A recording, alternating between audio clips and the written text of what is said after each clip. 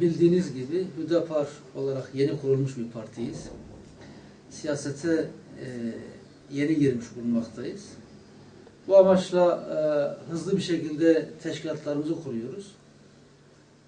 Bu teşkilatlarımızı kurma aşamasında hem kendimizi size tanıtmak hem de sizin değerli görüşlerinize başvurmak, görüşlerinizi almak amacıyla sizi ziyaret etmek istedik, bilgilendirmek istedik. İnşallah bu ziyaretimiz hem bizim için hem de sizler için hayırlı ve uğurlu olur.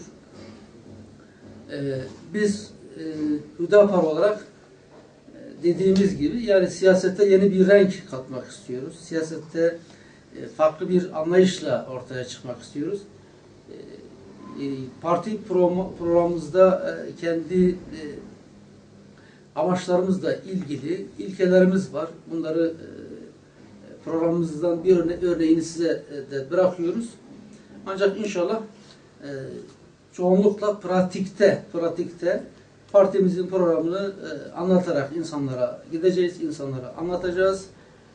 Umarım bu hareketimiz hem kendi memleketimiz için hem de Türkiye halkı için hayırlı ve uğurlu olur. Hayırlara vesile olur inşallah.